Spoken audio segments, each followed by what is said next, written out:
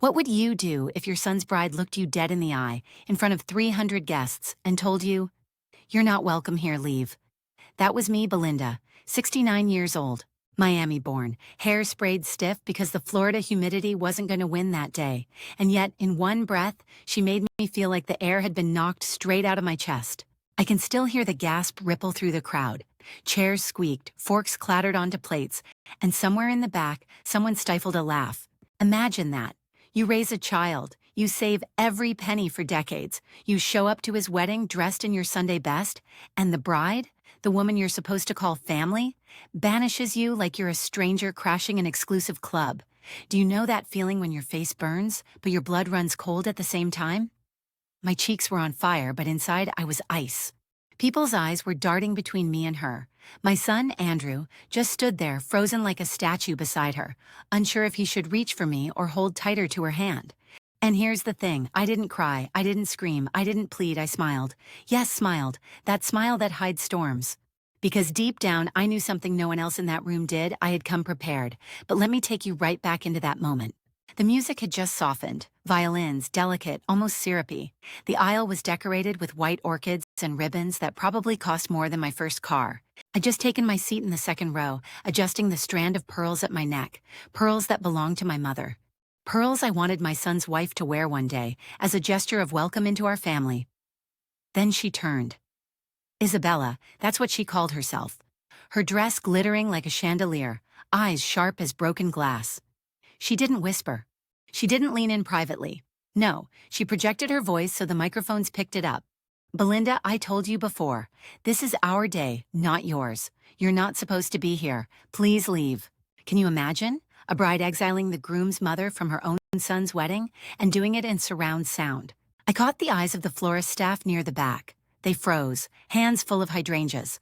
Guests looked down at their shoes, fiddled with programs, anything to avoid catching my gaze. And for 1 second, I swear Andrew looked like a boy again, caught between his mother and the girl who had bewitched him. I leaned forward in my seat, my pearls cool against my collarbone, and I whispered just loud enough for the front row to hear, "Are you sure that's what you want?" She sneered. She actually sneered at me. Yes, leave now. And that's when I laughed, not loud, not bitter, but the kind of laugh that says, "Sweetheart, you just made the biggest mistake of your life." Because I hadn't walked into that ballroom empty-handed. Oh no, I had my own special guest waiting in the wings. But here's where I want you to lean in. Think about it. Think about standing in my shoes. 69 years old widow poured your life into one son. You saved, you sacrificed, you gave up nights out and vacations. So when the time came, he'd have everything. And then the woman who claimed to love him told you to get out like trash. Would you have swallowed your pride? Would you have turned and walked away? Or would you have done what I did? Sit back, smile, and prepare to flip the script? I'll be honest, my palms were sweaty. My heart was pounding so hard I could feel it echo in my ears over the violins.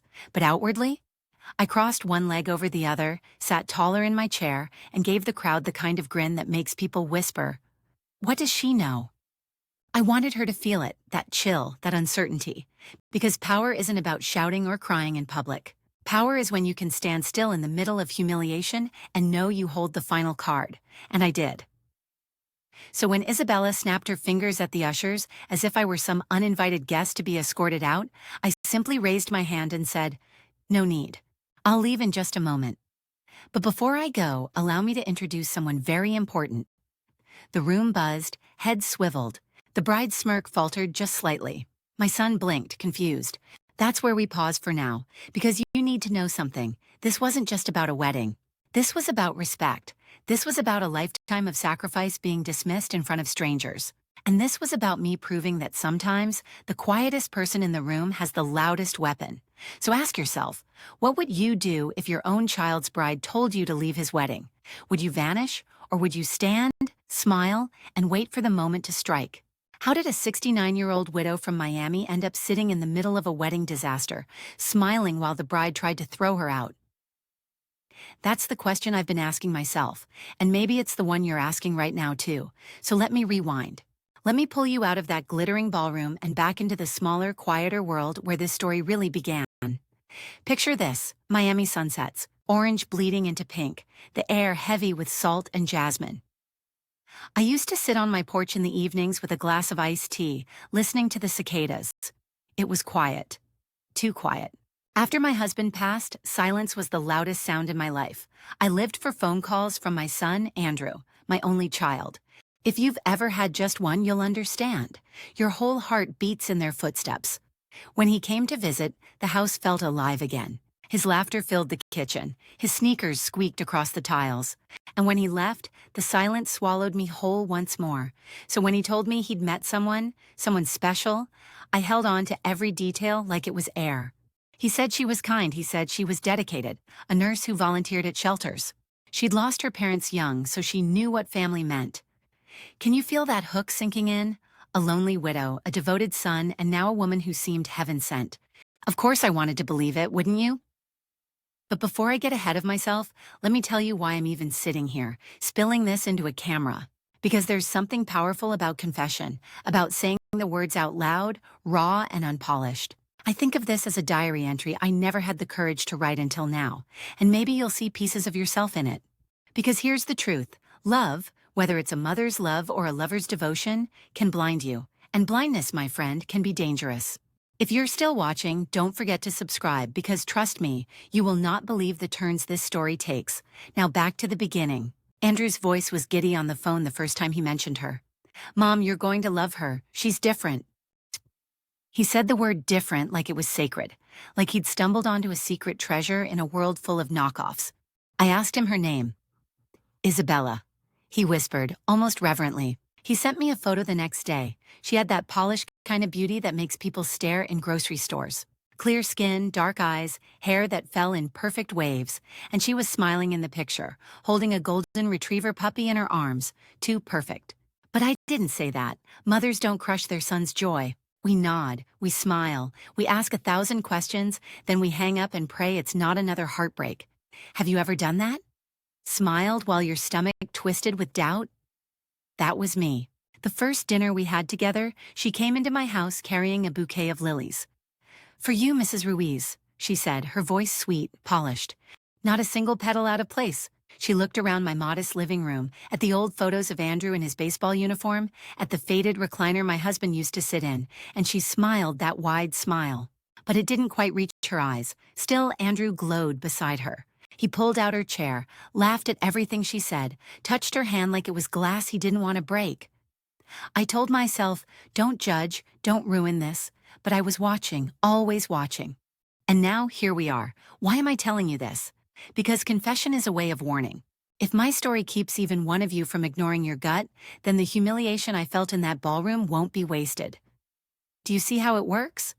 One moment you're sipping iced tea on a quiet porch, the next you're trapped in a spectacle where the whole city whispers your name. I didn't plan for my life to turn into a drama fit for headlines, but once it started, I had no choice but to play my role. And believe me, I didn't choose the role of victim. So yes, the bride humiliated me in public. Yes, I smiled. But you need to know how I got there. You need to understand the path that led a grieving widow who once lived on jasmine breezes and silence into the middle of the most explosive wedding Miami had ever seen. People always say mothers would give everything for their children. I used to nod politely when I heard that, never realizing how literal those words could become until it was me. Let me tell you what everything looked like in my life. After my husband passed, I had a choice. Sink into loneliness or build a life around small routines. I chose routines. I clipped coupons. I packed lunches for myself even though no one else was home. I made Sunday dinners for one.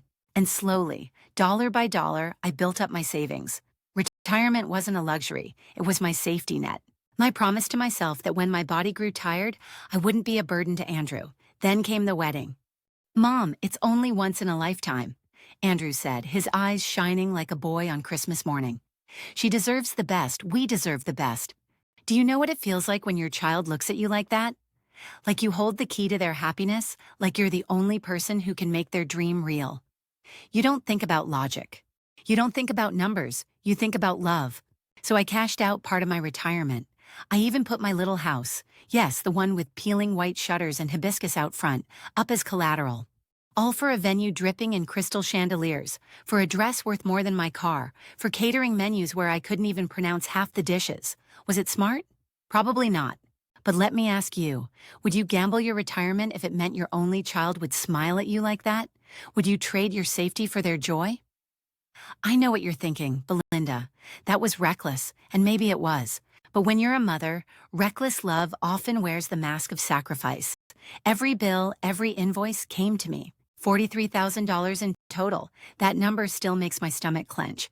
Do you know how many years of clipping coupons that represents? How many nights of saying no to myself? And yet, I signed the checks with a steady hand. I told myself, this is what mothers do. We give, we stretch, we break if we have to.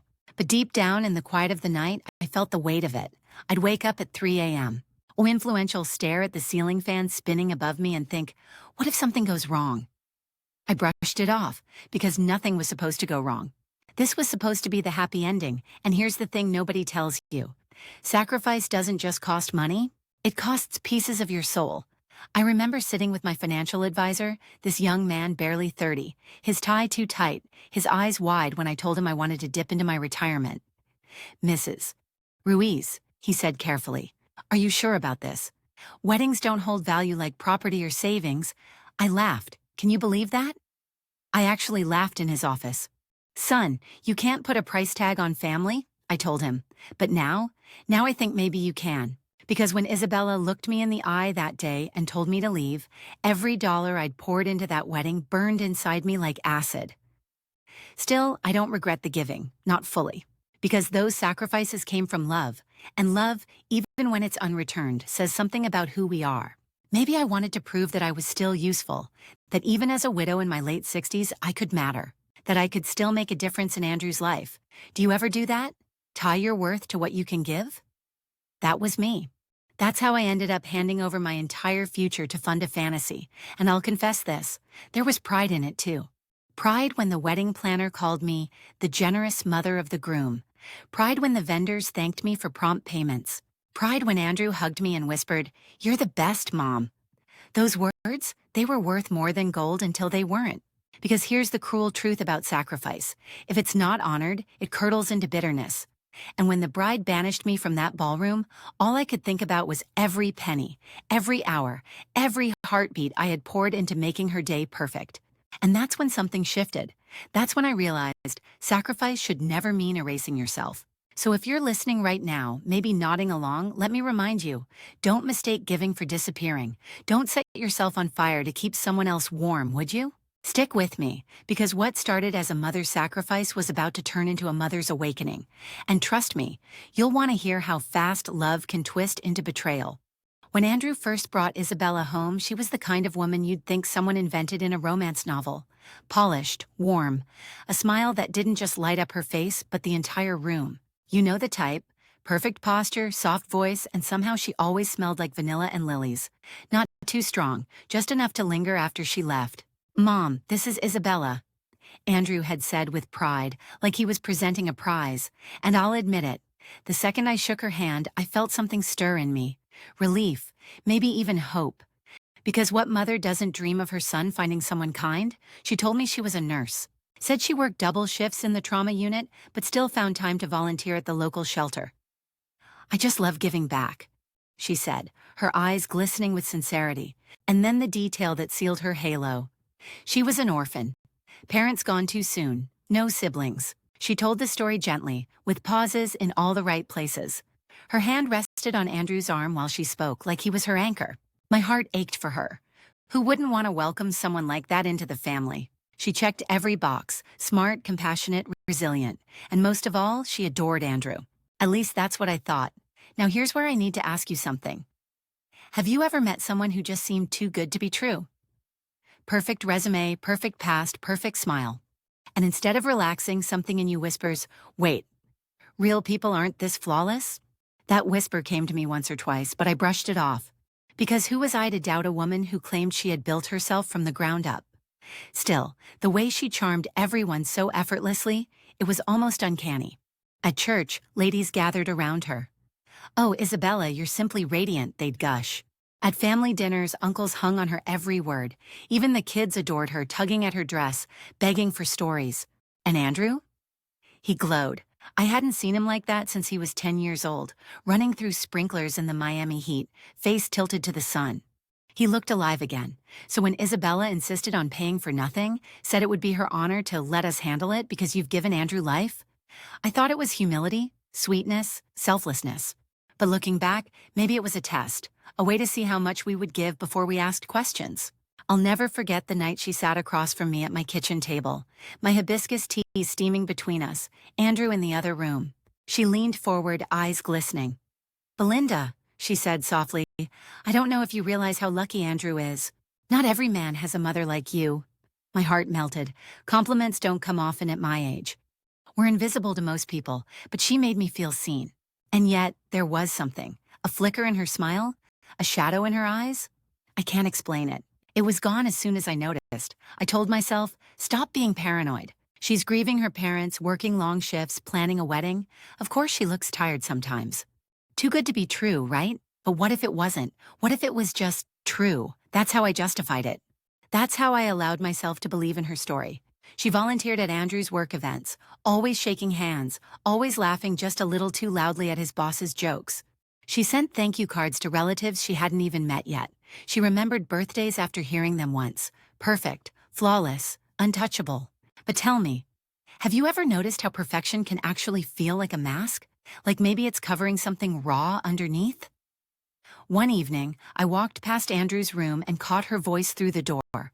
Low, sweet, almost rehearsed. She was telling Andrew about how she dreamed of a wedding filled with fairy lights, live violins, roses imported from Ecuador, expensive dreams. And Andrew, he promised her all of it. "Don't worry, Bella," he said. "Mom will help us. She always does." My chest tightened. I should have said something then. Should have asked, is she really everything she claims to be? Or are you just dazzled? But I didn't, because I wanted it to be real. I wanted Andrew's smile to last, so I swallowed the whisper. I let it die in my throat. And when Isabella hugged me goodbye that night, pressing her cheek to mine, I told myself what every lonely mother wants to believe. This is the daughter I never had.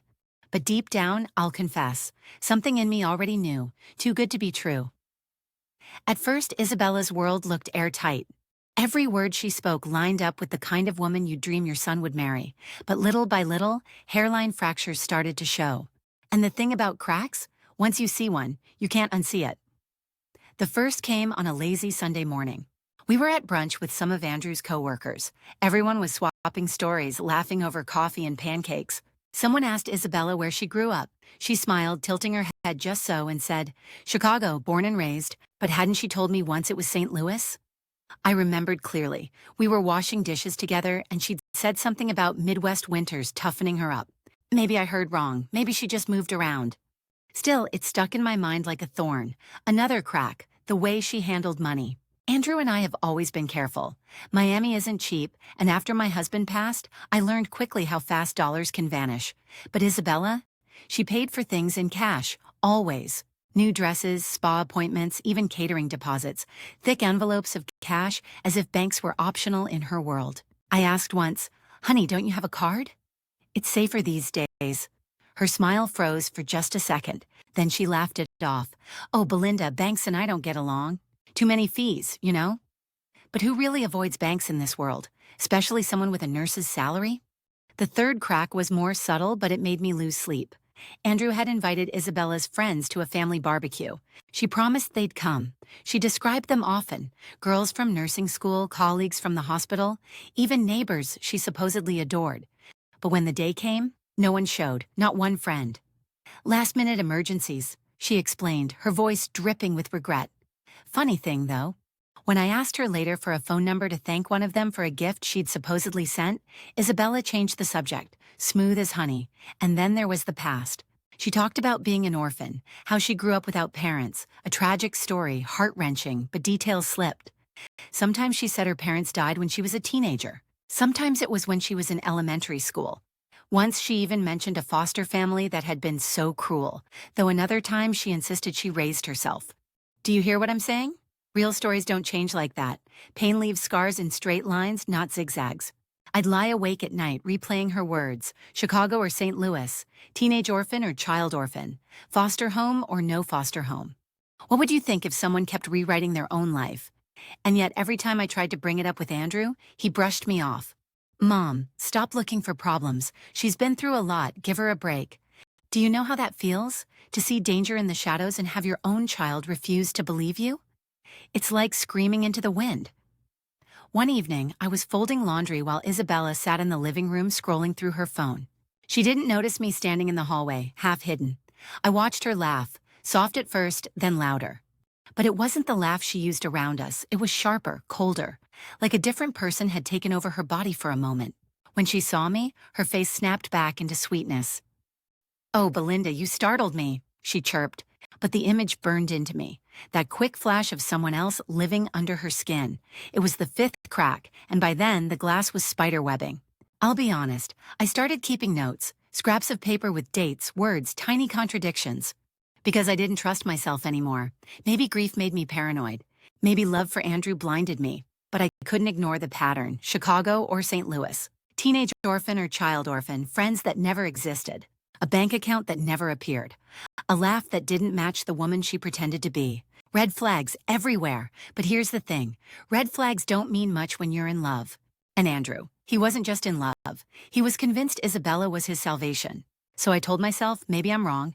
Maybe perfection just looks strange when you're used to ordinary. Still, that whisper in my gut grew louder. Something doesn't add up. And if you've ever felt that chill in your stomach, the one that says danger is close even when you can't prove it, you'll know exactly where I was. Because love can blind a man, but a mother's eyes? They see the cracks first. It was late. The kind of Miami night where the air feels heavy, like the whole city is holding its breath. Andrew had gone out to pick up some wine, and Isabella was in the kitchen, pacing with her phone pressed to her ear. I wasn't supposed to be there. I dropped by to leave some place cards I'd finished designing for the wedding. I thought she was alone, so I didn't knock. I just let myself in with the spare key. That's when I heard her voice. Not the sugary sweet tone she used with Andrew. Not the angelic nurse who saves everyone voice she used around me.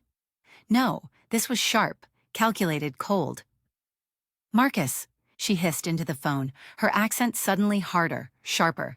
"Relax. The old bat has no idea she's footing the bill for everything. By the time they say I do, we'll be set." I froze in the hallway, my heart pounding so loud I thought she'd hear it. Marcus, who was Marcus? I leaned closer, holding my breath. She actually mortgaged her house for this. Isabella laughed, a laugh I'd never heard before. Cruel, like broken glass in the dark. Pathetic, isn't it? One push and she emptied her retirement, all for her precious boy, Andrew's blind. He thinks I'm some Florence Nightingale. Ha! The truth is, once the honeymoon's over, we'll vanish. Wires will be clean, no trail. My hands started shaking. I clutched the doorframe just to keep from collapsing. She was talking about me. She was talking about my son. "Marcus, don't get sloppy," she snapped. "This is our payday. Do you understand? Millions. I'm not letting some wrinkled widow ruin this for me." Her words cut like knives, wrinkled widow, old bat. My blood turned to fire, but I couldn't move, couldn't speak. If I did, she'd know I was listening. "Yeah, I'll keep smiling," she went on. "But once the wedding's over, Andrew won't matter. The money's what matters. And trust me, when we're gone, she'll be too embarrassed to go to the cops. Who's going to believe a desperate old woman who gambled everything for her son? She'll look like a fool." I covered my mouth with my hand to stop the sob from escaping. Can you imagine hearing that? Hearing someone dissect your whole life, your sacrifices, your love for your child, and turn it into a joke? I pressed myself against the wall, praying for her call to end. My palms were slick with sweat. My chest hurt from holding in every gasp. Finally, she sighed. "All right, I have to go. He's coming back. Just be ready, Marcus. When I give the signal, we move." The call clicked off. Silence. I stumbled backward, bumping into the hall table. A picture frame clattered to the floor, the sound echoing like a gunshot. Isabella's head whipped around. Her face was soft again, sweet again.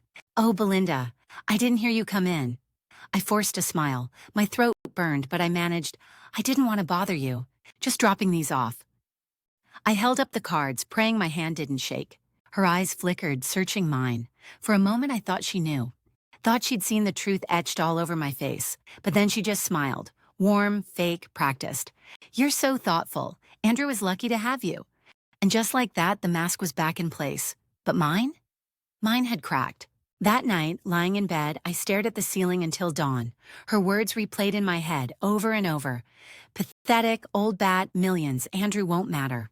I thought of my husband, of how hard he'd worked to build a life for us, and how quickly I'd risked it all for a dream wedding.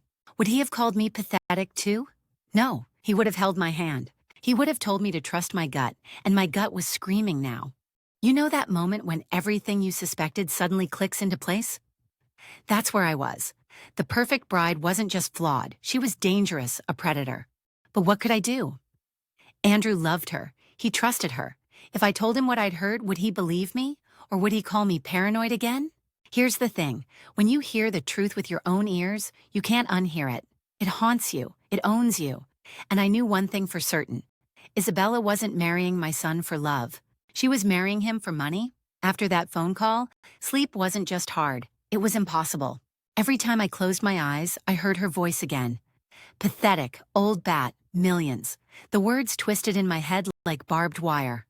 I had two choices. Pretend I hadn't heard it, or fight back. And if you know me, you know I don't lie down quietly. But how? I wasn't some action hero. I wasn't trained for this. I was a 69-year-old widow with a bad knee and a mortgage. What could I possibly do against a woman half my age and twice as cunning? That's when it hit me. If I couldn't outmuscle her, I'd outsmart her. So, the very next morning I picked up my phone and called someone I never thought I'd need. A private investigator. His name was Tom. He had that gravelly voice, the kind that makes you picture an old trench coat and a cigarette hanging off the lip. Mrs. Harris, you're saying your future daughter-in-law is scamming you? I'm saying she's not who she pretends to be. My voice cracked, but I held steady. I don't have proof yet. That's where you come in. Tom chuckled. Everyone's got secrets. Question is, are you ready to hear them? I didn't even blink. Do whatever it takes. The next week felt like an eternity. I went through the motions, smiling at Isabella when she came over, helping Andrew finalize the rehearsal dinner menu. But inside, I was boiling. Do you know that feeling when every second stretches and you're just waiting for a phone to ring? That was me. Finally, on Friday, Tom called. Mrs. Harris, he said, his voice lower than usual. You might want to sit down. My knees buckled, so I did. Your Isabella isn't Isabella at all. Her real name is Sarah Collins. She's got a rap sheet longer than my arm. Wire fraud, identity theft, grand larceny.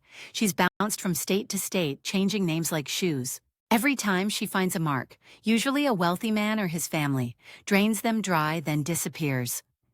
My chest went cold. Tom continued. And this Marcus guy? Ex-partner.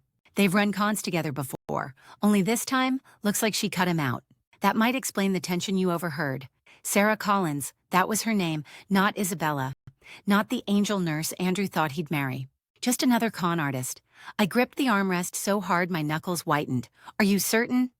I don't say things I can't back up, Tom replied. I've got documents, photos, even mugshots. Want me to send them? I whispered. Yes, please.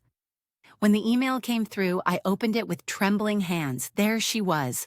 The same face, same dark hair, same piercing eyes. Except in the mugshot, she wasn't smiling. She wasn't pretending. She looked dangerous. I scrolled through file after file, court records, fake IDs, witness statements. My stomach churned.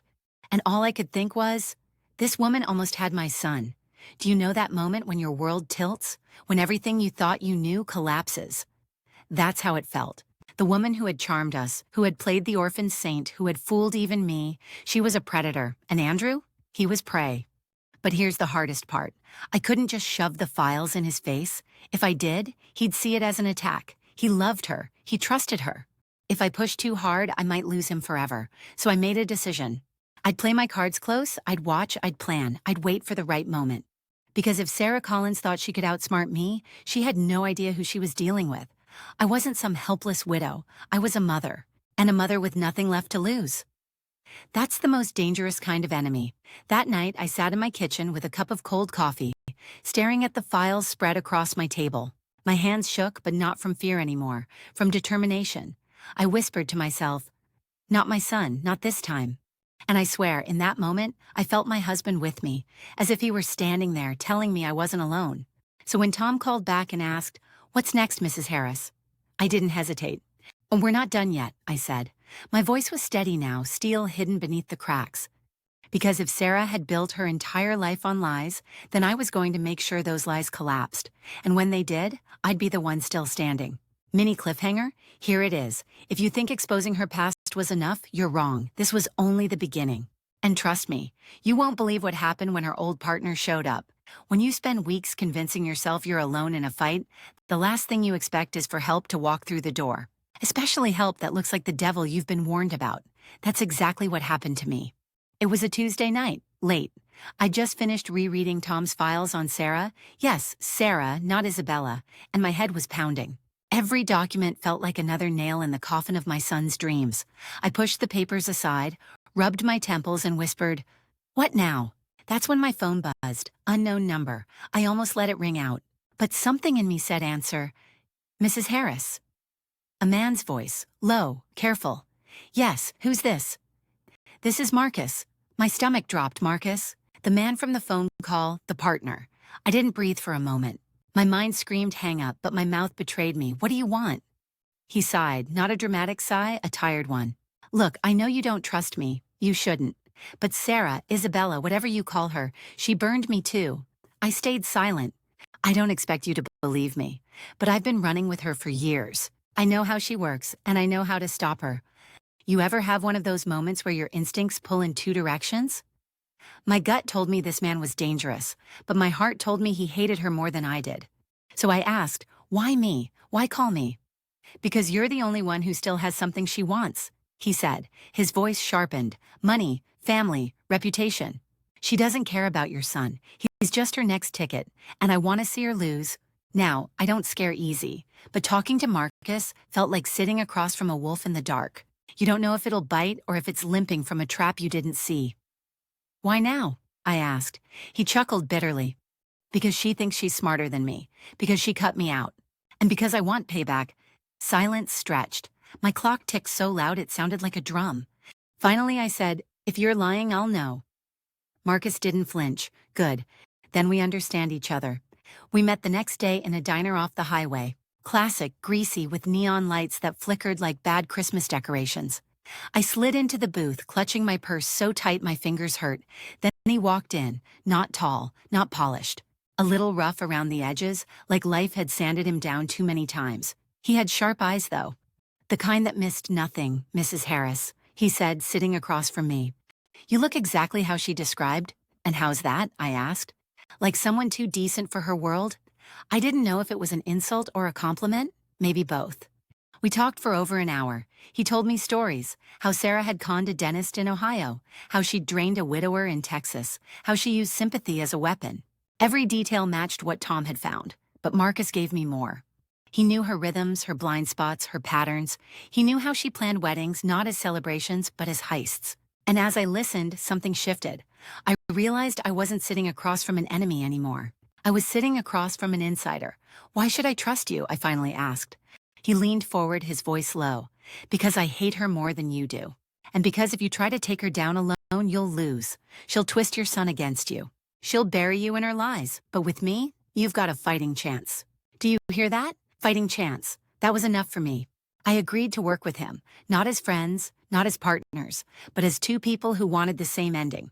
We mapped it out on napkins right there in that diner, how to gather proof, how to time the reveal, how to make sure Andrew saw the truth with his own eyes. It was messy, risky, terrifying, but it was a plan. And as Marcus slid the napkin across the table, he smirked. "What if I don't show up?" I looked him dead in the eye.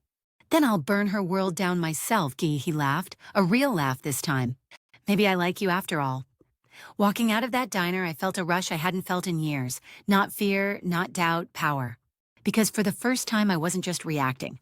I wasn't just surviving, I was plotting. And I wasn't alone anymore. So here's the thing, you never know where help will come from. Sometimes it's the last place you'd expect. Sometimes it's the wolf who used to run with the fox. You know how people talk about pulling the rug out from under someone? Well, that week, I didn't just pull the rug. I torched the whole floor, let me explain. By this point, Marcus and I had a plan. We had proof. We had motive. But if Sarah, Isabella, whatever name she wanted to use, was going to crash and burn, it had to happen on her biggest stage, the wedding. And here's the thing. She wanted it big. Big flowers, big chandeliers, big cake. Everything had a price tag with extra zeros at the end. And you know who was footing the bill? Me. That was my leverage. So one night, I sat at my kitchen table, bills and receipts spread out like poker cards. The numbers stared back at me, tens of thousands. Money I had scraped from my retirement, my savings, even the house. I felt sick looking at it. But then a thought hit me. Why am I still paying for her circus? I picked up the phone. First call, the florist. A sweet young woman answered, bubbly, cheerful. Mrs. Harris, we've got the orchids on order. They'll be arriving Friday. I cut her off. Cancel them. Silence. Excuse me. Cancel everything. No delivery, no charge, no wedding, she stammered. But the bride. I steadied my voice. Listen, darling, the bride doesn't have a credit card in this. I do. And I'm not paying another dime.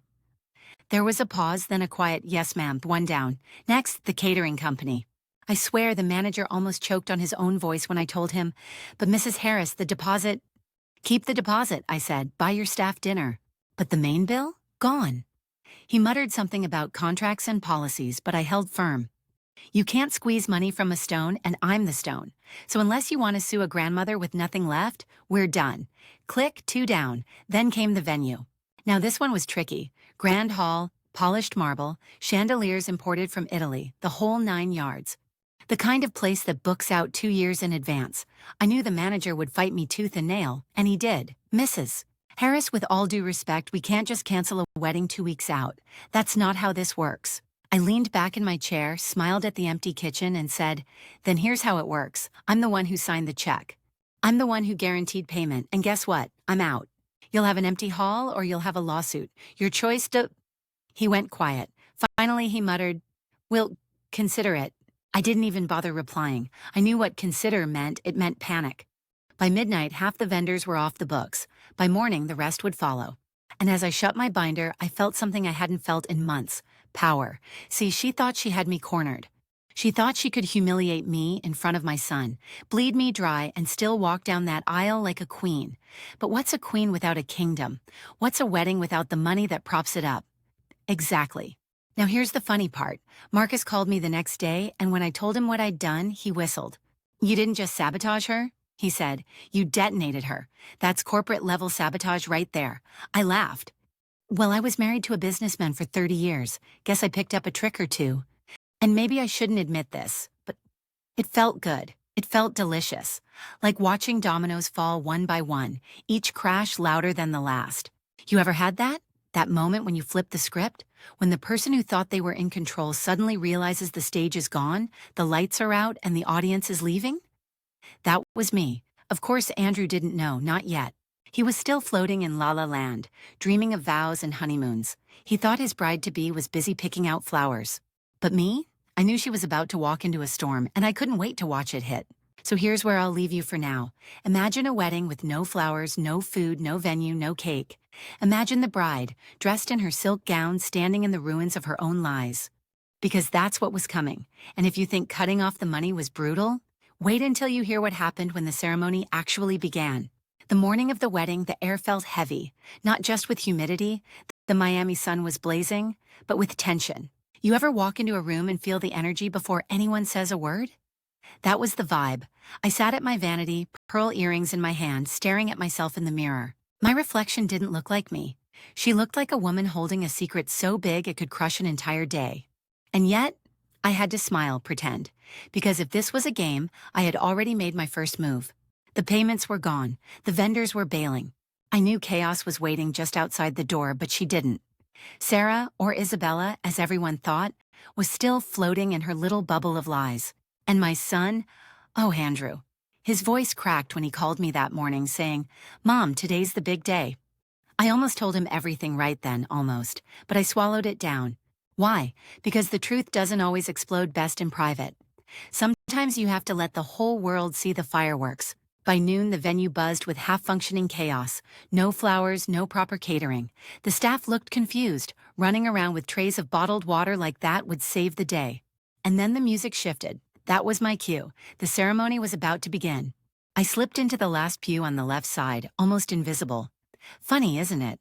I had paid for nearly everything in that room, and yet I sat like an uninvited guest. The doors creaked, and there she was. Isabella, Sarah, whatever mask she wanted to wear, walked in. Lace gown, veil trailing like a river of silk, her chin high. Every step like she owned the floor beneath her. And the guests?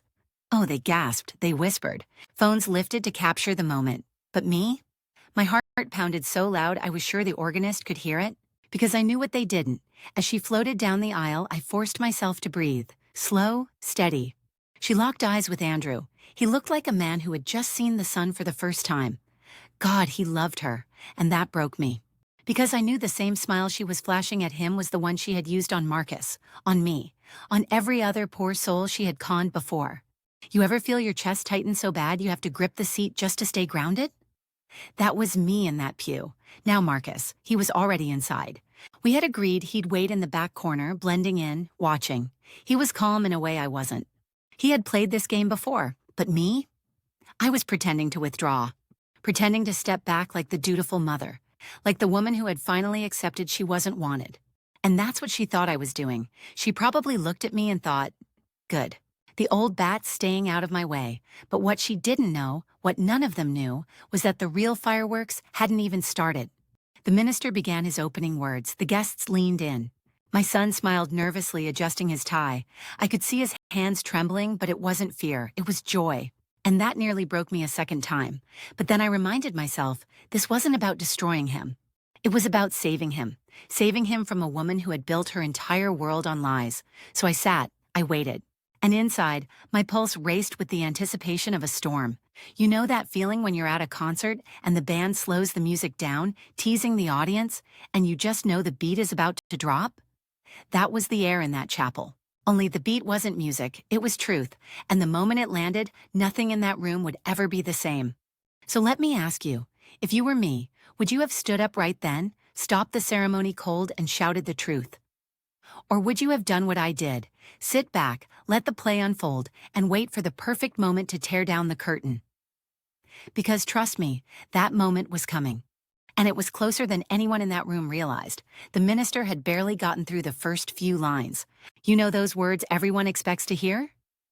We are gathered here today? His voice echoed in that hall, soft and ceremonial. But to me, it sounded like the ticking of a bomb. Because I knew, any second now, the whole illusion was about to shatter.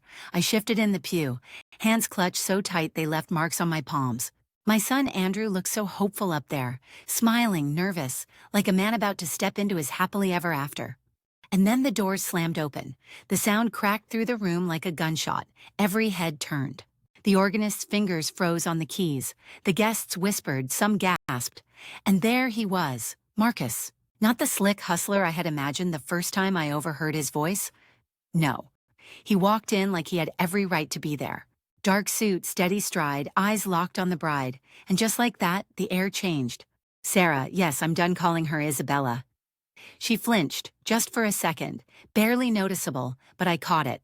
Her smile faltered before she plastered it back on, tighter this time. Who is that? Someone near me whispered. I didn't answer, because I knew exactly who he was. Marcus strode down the aisle, not rushing, not hesitating. Each step was deliberate. You could almost hear the guests' thoughts spinning. Is this part of the ceremony? Some surprise act? But the truth settled fast. This wasn't theater. This was a storm. He stopped right in front of Sarah. For a heartbeat, no one said a word. Even the minister looked frozen, his Bible half raised. Then Marcus pulled a folder from inside his jacket. He slapped it onto the altar so hard the echo bounced off the stained glass windows. Papers spilled out. Photographs, documents, printouts. And then he said, clear as a bell, her name is not Isabella, it's Sarah Collins. And she is a con artist. The gasp that ripped through that chapel, it was deafening. Andrew stumbled back, blinking like he'd just been hit. What? His voice cracked. Sarah grabbed his hand, her tone syrupy sweet but trembling. Baby, I don't know who this man is. He's lying. But Marcus wasn't finished. He held up a photo, a younger Sarah, hair darker, standing with a man at a Vegas wedding chapel. Recognize this? He asked, turning it toward the guests, toward Andrew. 2 years ago, she married a man named Derek. She drained his bank account and disappeared within 6 months. Sarah hissed, "Stop!" But her voice had lost its shine. And then came the kicker. Marcus pulled out his phone, tapped, and suddenly her voice filled the room. A recording. Tinny, but unmistakable. Her laugh, her words. Don't worry, Marcus, the old woman is bankrolling everything. Once Andrew signs those papers, we're gone. The guests erupted. Gasps, shouts, whispers overlapping. Andrew's face drained of color. His eyes flicked from Sarah to Marcus to me. And I swear, for the first time, he saw me, really saw me. I sat frozen, heart pounding, because this was it. The moment everything I had known, everything I had feared, collided in the open. Sarah's mask cracked. She dropped Andrew's hand. "This is insane," she spat, voice sharp now, venomous. "You're ruining my wedding." "No," Marcus shot back, calm, icy. "I'm saving him." He turned, looked right at my son. "You think she loves you? She's been planning to vanish with your mother's money. Just like she did to me. Just like she's done to every man before you." The silence that followed was thick, painful. Andrew's mouth opened, closed. He stared at Sarah. "Is it true?" His voice was barely a whisper. Her eyes darted, her mouth twisted, and for the first time since I'd met her, she had no script, no charming smile, no perfect line, just panic. And you know what? That was better than any revenge I could have planned, because the truth wasn't whispered in corners anymore. It was out, loud, unstoppable. Now, let me ask you, what would you have done if you were sitting where I was, watching your son's entire world crumble in front of 300 people? Would you have stood up, rushed to him? Or would you have waited, let the truth finish its work before stepping in? Because in that moment, I knew one thing. The show wasn't over, not by a long shot. For a few seconds after Marcus dropped the evidence, the chapel was silent. You could feel the weight of it pressing down, like the air had been sucked out of the room. 300 people just frozen, staring, waiting, and then Sarah spoke. Not the soft, sweet, nurse-turned-orphan angel voice she'd been using for months. No. This time it was sharp, cutting. "This is ridiculous," she snapped, her eyes darting, her smile gone. "These people don't know what they're talking about." But her pitch was off, her tone was raw, and you know what? That's when I realized her mask was cracking. Andrew, my poor boy, still stood there, lips parted, staring like he couldn't quite process it. His hand hung uselessly by his side, the ring box still tucked in his pocket. He whispered, "Sarah, tell me this isn't true." And she tried, oh, she tried. She put her hand on his arm, but it wasn't tender anymore. It was clawing, desperate. "Baby, they're jealous. They don't want us happy. Look at your mother, she's always hated me." There it was, the venom. The real her, slipping out for everyone to see. And then Marcus, cool as ever, pressed play on another recording. Her voice filled the chapel again. This time there was no laughing, no plotting, just cruelty. And that lonely old bat thinks buying flowers in a ballroom makes her madder? She doesn't. She's just a checkbook in a bad dress. The words rang out, echoed. And let me tell you, I felt 300 pairs of eyes swing toward me at once. The gasp, the murmurs, sharp as glass. For a second, my throat burned. Humiliation, rage, grief, all mixed together. Because I had killed myself to give my son this day. Sold pieces of my life to make it happen. And she had reduced me to nothing more than a lonely old bat. But then something strange happened. I caught the eyes of one guest, a woman from Andrew's office, I think. She looked at me, then back at Sarah, and she mouthed, "Unbelievable." And in that moment, something shifted. The shame wasn't mine anymore. It was hers. Sarah lunged toward Marcus, her hands shaking. "Turn that off," she screamed, her voice shrill, echoing off the stained glass.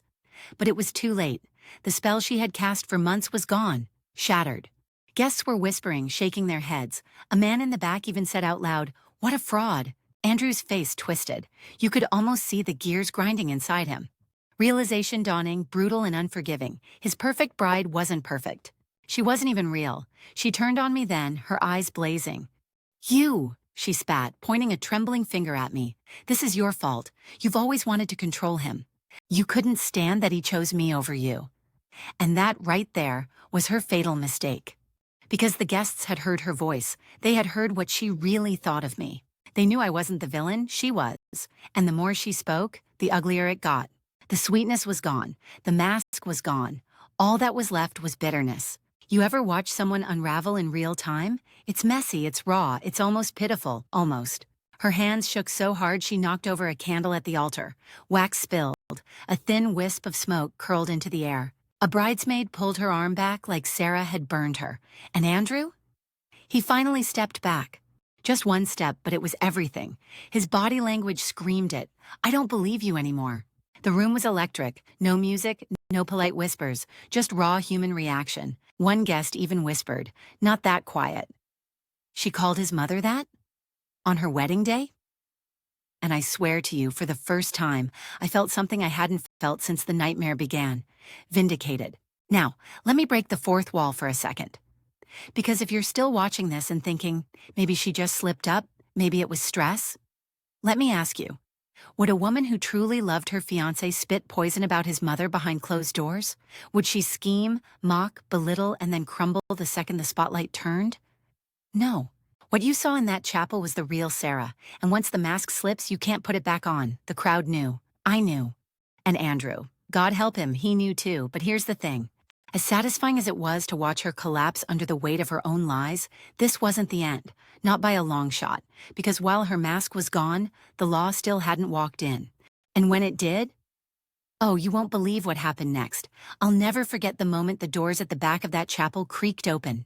The tension had already been stretched to breaking. Sarah's mask was gone. Marcus had played the tapes. Andrew stood there, ring box still heavy in his pocket, his face pale and hollow like someone had just yanked the floor out from under him. The guests, 300 people, were buzzing, whispering, pointing, eyes darting from me to Sarah to Marcus. It was chaos contained in four walls. And then, click, click, click, the unmistakable sound of heavy footsteps on polished stone. Everyone turned. Two men in dark suits stepped inside, not groomsmen, not guests. These men moved with purpose. Behind them, another figure appeared. Navy jacket, gold letters on the chest, FBI. The room erupted. Gasps, a sharp shriek from one of the bridesmaids. Someone even dropped their phone, and the clatter echoed. And Sarah? She froze. For the first time that entire day, she didn't have a line ready. One agent raised a hand, his voice calm, practiced. Sarah Collins, you are under arrest for wire fraud, grand larceny, and identity theft. Wire fraud, grand larceny, identity theft. Each charge landed like a hammer blow, and that's when the energy shifted completely. This wasn't just drama anymore. This wasn't just family betrayal or some ugly wedding scandal. This was criminal, federal. Sarah laughed at first, a short, high-pitched bark that sounded more like a gasp. This is insane. You can't just walk in here. But they could. They did. One agent pulled out a folded document. Warrant, crisp, official. He read it as the other stepped forward, producing handcuffs that glinted under the soft glow of the chapel lights. And let me tell you, the sound of those cuffs clicking open? Louder than the organ, louder than the whispers. It was final, Sarah panicked. Her face twisted, her perfect curls now frizzed from sweat. She bolted a step toward the aisle, maybe thinking she could run. But Marcus was already there, blocking her path. He didn't touch her, didn't have to. His presence alone was enough to box her in. She spun back toward Andrew, eyes wide, pleading now. Andrew, baby, you have to stop them. Tell them this is a mistake. Tell them we're in love. And my son, my sweet boy, he just stared at her, long, silent, his jaw clenched, his shoulders stiff. And then softly he said, "Who are you?" That broke her. The agent stepped in, firm hands on her arms. She fought. Oh, she fought, screaming, twisting, her veil tearing loose, silk ripping. No, you don't understand. This is all lies. I'm the victim here. But the more she struggled, the clearer it became. She wasn't a victim. She was caught. The cuffs snapped shut, and the sound, click, was like the exclamation point at the end of a nightmare. The guests, who had been whispering and gasping, suddenly quieted. You could hear the echo of her shoes scraping against the floor as they led her down the aisle. A bride in white silk and steel bracelets. The picture-perfect wedding turned crime scene. And me? I felt a flood, relief, vindication, sorrow for my son, but mostly, release. Because for months I had been doubting myself, wondering if I was paranoid, if maybe I was jealous, if maybe I was crazy. But now here was proof, not my suspicion, not Marcus's recordings, the FBI, the law. This was real. As Sarah was dragged past the pews, her voice rose again, shrieking, echoing against the stained glass. This isn't over. You'll all regret this, especially you. Her eyes burned into mine. But instead of fear, I felt something else, strength. Because in that moment, I knew I wasn't the one exposed. She was. The agents guided her out the doors, the chaos trailing behind them like smoke. The hush that followed was unreal. No music, no chatter. Just 300 people sitting in stunned silence, trying to process what they had just witnessed. And me? I looked at my son. His shoulders sagged. His hand finally pulled the ring box out of his pocket. He stared at it, then at me. And though his lips didn't move, his eyes said everything. I'm sorry. You ever feel a room exhale all at once? That's what it felt like. The con artist was gone, the bride was gone. The wedding, at least as it had been planned, was gone, but in its place was something stronger, the truth. Now, I know some of you watching this might be thinking, Belinda, how on earth did the FBI get there at just the right time? Well, let's just say Marcus and I had made some calls. We didn't just want to stop the wedding. We wanted to end the charade permanently. And let me tell you, watching those agents walk down that aisle, straight-backed, badges glinting, was the most satisfying sight of my life. Because justice doesn't always come wrapped in a bow. Sometimes it comes in the form of two men in dark suits walking into a wedding and putting handcuffs on the bride. The music that had been cued for the vows never played. Instead, the only soundtrack was Sarah's distant shouting as the doors closed behind her. And then, silence. The kind of silence that begs the question, what happens now? But that, my friends, is a story in itself. When the doors finally shut behind Sarah and the agents, the chapel felt hollow, like someone had sucked all the oxygen out of the room. For a few seconds nobody spoke, nobody moved, just silence, heavy and raw, hanging above our heads like smoke. Then, almost like clockwork, people started breathing again, a cough, a nervous laugh, the clink of a champagne glass accidentally tipped against a pew. It hit me then, the wedding was over, at least the wedding she had planned. But what if it didn't have to end like that? I turned in the pew and looked at everyone. 300 faces, all shell-shocked, some wide-eyed, some shaking their heads, some trying to process the absurdity of what they'd just seen, a bride in cuffs, a groom still frozen in disbelief, a mother, me, standing with her heart in pieces but somehow stronger than ever. And I thought, they came here to celebrate love. They deserve something better than walking out in shame. So I did something crazy. I stood up and said, well, it looks like the food's still hot. The band's already paid, and I don't know about you, but I could really use a drink. At first, there was just silence again, a few nervous chuckles. Then someone, Andrew's college buddy, I think, clapped, another joined, and suddenly, like dominoes, people were laughing, clapping, agreeing. The tension cracked open. The wedding hadn't ended, it had transformed. We all walked out of the chapel into the reception hall, but it felt different. The air was lighter. The chandeliers seemed brighter. Like the truth had scrubbed the walls clean. The band looked uncertain, waiting for direction. I leaned in, whispered, play something happy, anything please. And they did. The first notes of a jazz number filled the room, smooth, warm, alive. Guests started moving, talking louder, loosening their shoulders. Someone popped a champagne bottle and the cork flew across the room, bouncing off a centerpiece. Everyone laughed, real laughter, not the forced polite kind you hear at stiff weddings. I grabbed a glass of champagne myself. The bubbles fizzed against my lip, cool, sharp, cleansing. Then Andrew appeared at my side. His tie was loose, his hair damp from sweat, his face pale but softening. He looked at me, eyes rimmed red, and whispered, I don't know how to thank you. I touched his arm. Don't, just be here, with your people, with me. For the first time in months, maybe years, he actually nodded without arguing.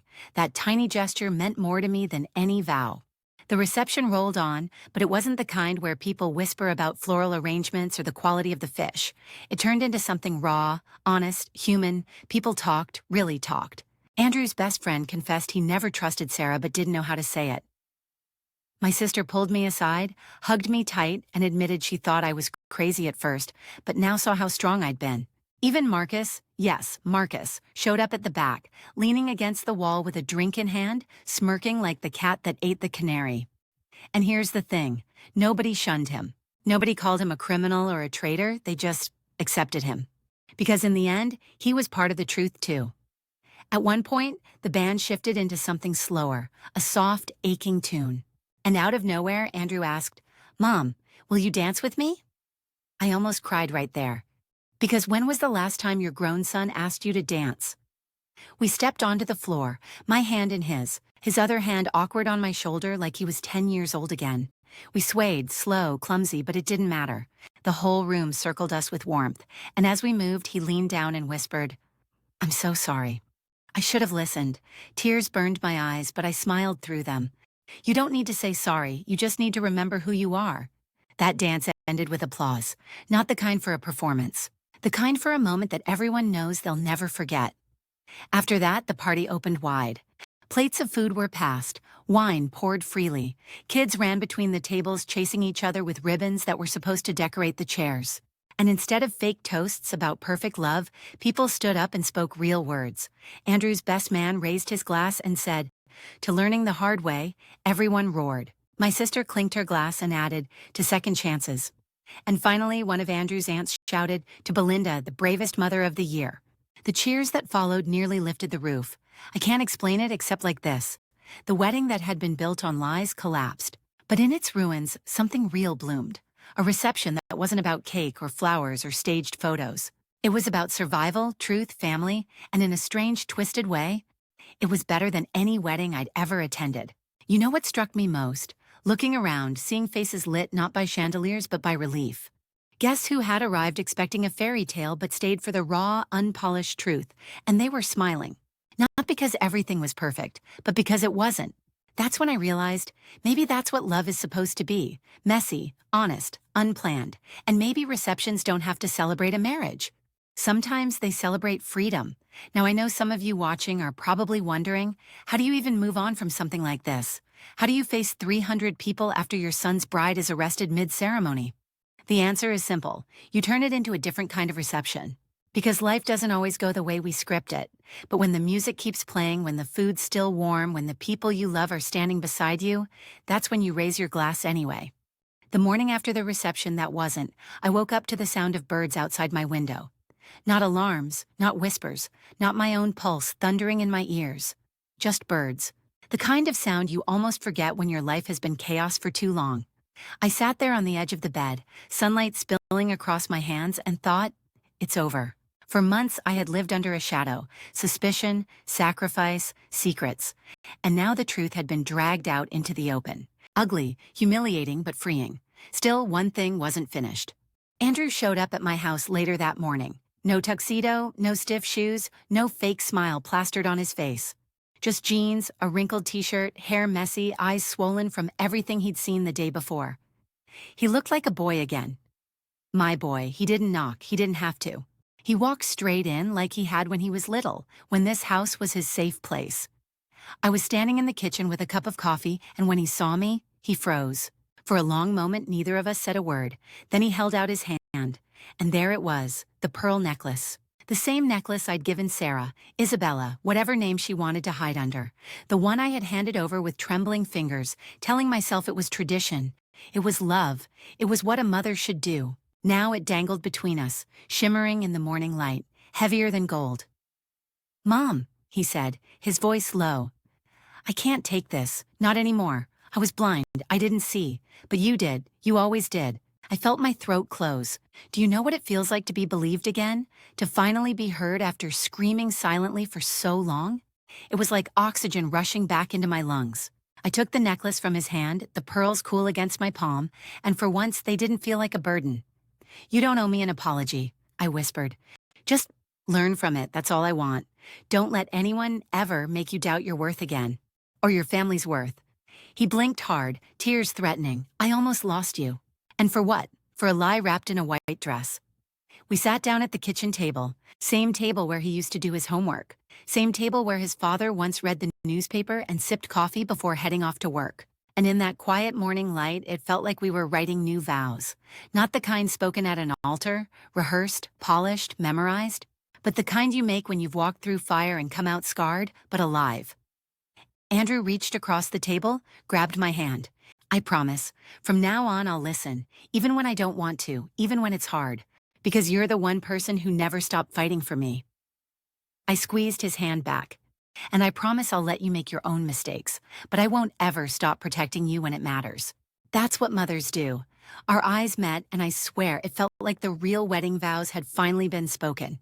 Not between Andrew and some woman who wore lies like perfume, but between a mother and her son. A bond that had been tested and had survived. Later that day, when the chaos had faded into whispers and headlines, I took the necklace upstairs. I opened my jewelry box, the one that still smelled faintly of cedar, and placed it inside, carefully. Not as a gift wasted, but as a reminder. Because here's the truth I want you to hear. Money can buy flowers, dresses, venues, even fake smiles. But it can't buy respect. It can't buy trust. And it sure as hell can't buy love. I almost lost everything to prove that, but I didn't. And maybe you're sitting there listening to this, thinking about your own life. about the people you've trusted, the sacrifices you've made, the times you've given too much and gotten nothing back. Let me ask you, have you ever put everything on the line for someone you love, only to watch them throw it away? Have you ever gambled with your heart, your savings, your very soul, thinking it was worth it? Because if you have, then you know what I'm saying right now. The only vow that matters is the one you make with yourself. To protect your worth, to never let anyone reduce it. Andrew hugged me before he left, a real hug, long, heavy, trembling. Like the kind he used to give me when nightmares woke him up as a kid. "Thank you," he whispered against my shoulder, "for saving me, even when I didn't want to be saved." And I knew then that everything I had risked, all the nights alone, all the tears, all the doubt, had been worth it.